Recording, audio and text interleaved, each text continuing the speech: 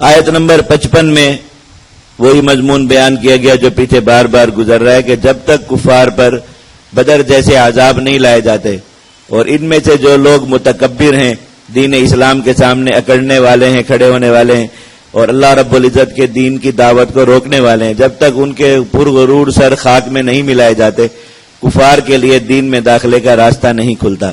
اور جب ایسے دنوں کے عذاب ان پر برابر مسلط رہیں تو جو عام کفار ہوتے ہیں خالص ذہن، ان کے لیے دین میں داخلے کا راستہ کھلتا ہے اپنے بڑوں کے انجام سے عبرت حاصل کر کے۔ اللہ تعالیٰ نے فرمایا کہ یہ کافر لوگ وَلَا يَزَالُ الَّذِينَ كَفَرُوا، یہ کافر لوگ فی مریۃ منہ، اس دین اسلام اور قرآن کے بارے میں ہمیشہ شک میں رہیں گے، یہاں تک کہ ان پر اچانک قیامت آ جائے یا ان کے پاس کسی منحوس دن کا، یعنی جو ان کے حق میں منحوس ہو کہ اس میں ان کے لیے کوئی فائدہ نہ ہو اور بلکہ ان کا نقصان ہو، یہ قتل کیے جائیں، مارے جائیں۔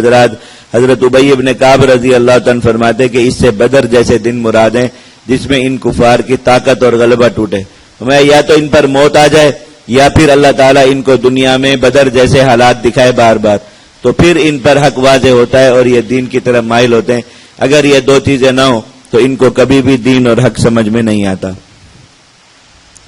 آیت نمبر 58 اور 59 ان میں ہجرت کی فضیلت بیان کی گئی کہ جن مسلمانوں پر ہجرت فرض ہے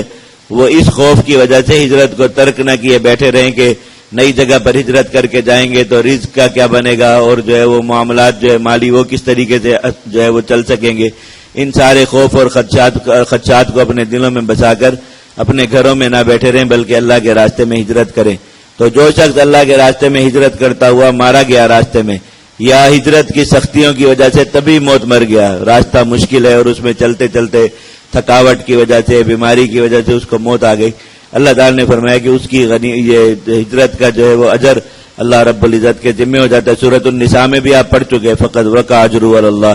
یہاں پر بھی فرمایا کہ اللہ تعالیٰ جو شخص اللہ کی راہ میں ہجرت کرتا ہوا نکلا پھر ان کو موت آ گئی یا قتل کر دیے گئے، اللہ تعالیٰ ان کو بہترین رزق دے گا جنت کا، اور اللہ تعالیٰ ہی بہتر رزق دینے والا ہے، اور انہیں ایسی جگہ پر پہنچائے گا جو انہیں پسند آئے گی، یعنی اللہ تعالیٰ جنت کے باغات اور محلات انہیں عطا کرے گا۔ اللہ تعالیٰ علم والے اور حلم والے ہیں۔ اور اللہ تعالیٰ کا یہ فیصلہ اس لیے کہ جس شخص نے بدلہ لیا بمثل اس کے جتنا اس پر زیادتی کی گئی، پھر اس پر دوبارہ ظلم کیا گیا، اعتداء کیا گیا، اللہ تعالیٰ کا وعدہ ہے کہ اللہ تعالیٰ ایسی قوم کی ضرور بھی ضرور نصرت فرمائیں گے، لَيَنْصُرَنَّهُ اللَّهُ، اللہ تعالیٰ لازماً ایسی قوم کی نصرت فرمائیں گے جن پر بار بار مظالم کیے جاتے ہیں اور بار بار ان پر حملے کیے جاتے ہیں، بار بار انہیں مٹانے کی کوشش کی جاتی ہے اور کفار ایک کے بعد دوسرا حملہ، دوسرے کے بعد تیسرا حملہ ان پر کرتے رہتے ہیں تاکہ ہم انہیں ختم کریں۔ اللہ رب العزت نے وعدہ فرمایا کہ وہ ایسی قوم کی ضرور بھی ضرور نصرت فرمائیں گے، اور ساتھ اللہ رب العزت نے اپنی قدرت کاملہ کا ایک مظہر اور نمونہ مسلمانوں کو بھی اور کفار کو بھی اس کی طرف متوجہ فرمایا کہ اس دھوکے میں کوئی نہ رہے کہ اللہ تعالیٰ کی نصرت آنے کے بعد بھی کفار مسلمانوں پر غالب ہو سکیں گے یا مسلمان کفار کے ہاتھوں مغلوب ہو جائیں گے۔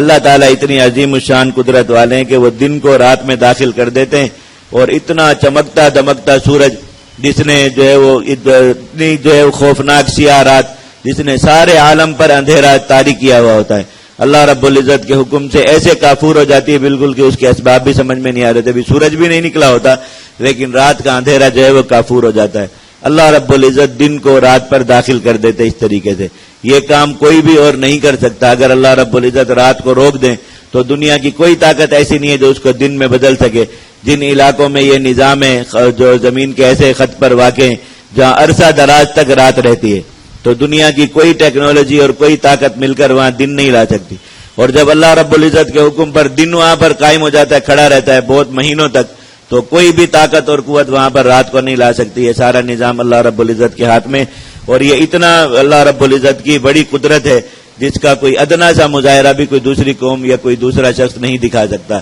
اللہ رب العزت نے اس کی طرف متوجہ فرمایا۔ اسی طریقے سے دن کی جب روشنی ہوتی ہے اور یہ اتنا چمکتا دمکتا توانائی کا خزانہ، اتنا عظیم الشان سورج پورے عالم کو اپنے جو ہے وہ کرنوں سے منور کیا ہوتا ہے، اللہ کے حکم سے یہ بے نور ہونا شروع ہوتا ہے حتیٰ کہ غروب ہو جاتا ہے، تو کوئی اس کو غروب ہونے سے نہیں روک سکتا۔ اللہ تعالیٰ نے فرمایا کہ اللہ تعالیٰ کی اس قدرت پر نظر کر کے بھی کفار دیکھ لیں کہ دنیا میں جس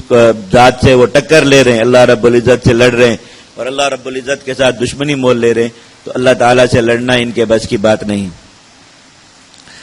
ذالک بان اللہ هو الحق، فیصلہ کن بات یہ ہے کہ اللہ تعالیٰ حق ہیں اور اللہ کے سوا جن لوگوں کو کفار پکارتے ہیں وہ باطل ہیں، تو حق نے باطل پر غالب آنا ہی آنا ہے۔ آیت نمبر 78 جو آخری آیت ہے سورۃ الحج کی،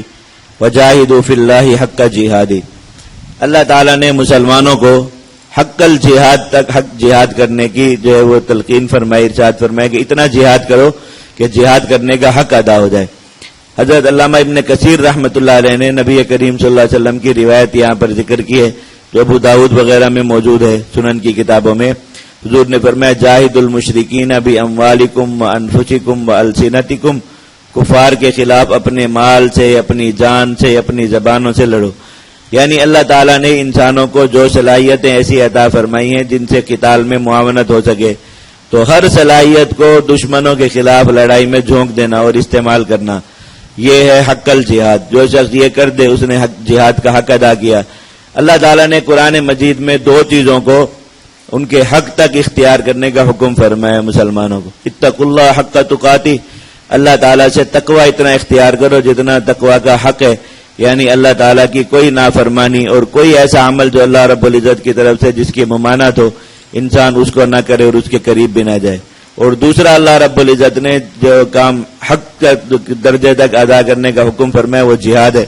کہ اتنا جہاد کرو کہ جہاد کرنے کا حق ادا ہو جائے، یعنی اپنی ساری زندگی اور زندگی کی تمام صلاحیتیں دشمنوں کے خلاف لڑائی اور جہاد میں لگا دو۔ اللہ رب العزت نے اس کا حکم فرمایا مسلمانوں کو، اور آخر میں پھر اپنی مدد اور نصرت کا وعدہ۔ آپ دیکھیں سورۃ الحج چونکہ ابتدائی آیات تھیں جو جہاد کے بارے میں نازل ہو رہی تھی، جتنی بھی آیات گزری ہیں سب میں اللہ رب العزت نے اپنی نصرت کا وعدہ فرمایا تاکہ جہاد کے ابتدائی مرحلے میں ہی مسلمانوں کے دل و دماغ میں یہ بات راسخ ہو جائے کہ وہ میدان جہاد میں دشمن کے مقابل اکیلے نہیں ہیں، اللہ تعالیٰ کی مدد اور معیت ان کے ساتھ ہے۔ اور یہ بات بھی کہ میدان جہاد میں فتح اور نصرت کا مدار